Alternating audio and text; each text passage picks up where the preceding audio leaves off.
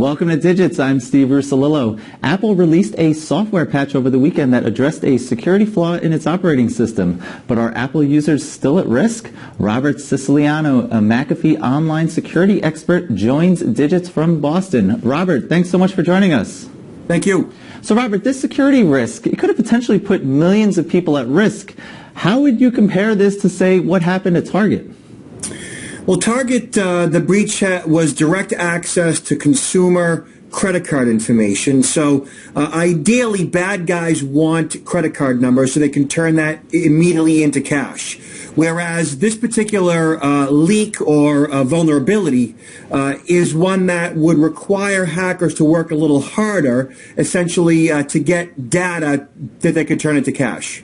So what exactly did Apple do over the weekend to fix what could have been a pretty big problem here?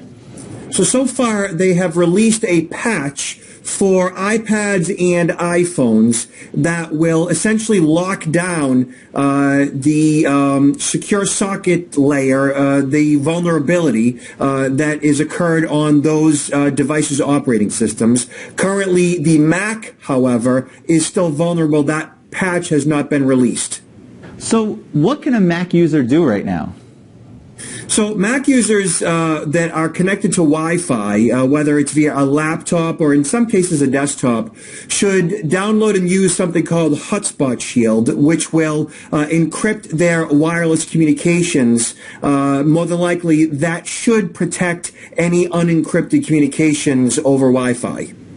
So I guess right now, sitting here after what happened over the past few days, what other risks do Apple users face from other potential problems or things potentially that we don't even know about right now?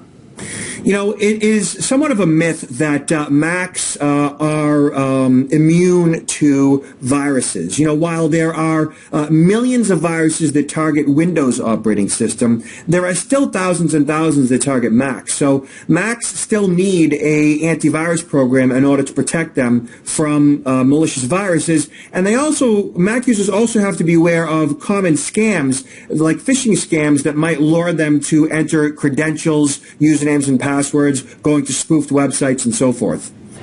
On a scale of 1 to 10, how worried should Apple users be right now?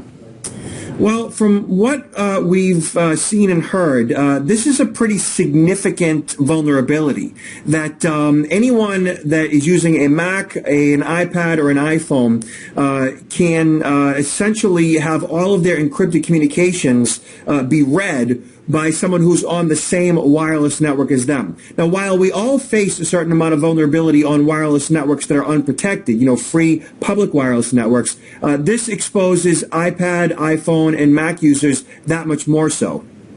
Scary stuff. Robert Siciliano, thank you so much for joining us. Thank you. And I'm Steve Russolillo. Thanks for watching Digits.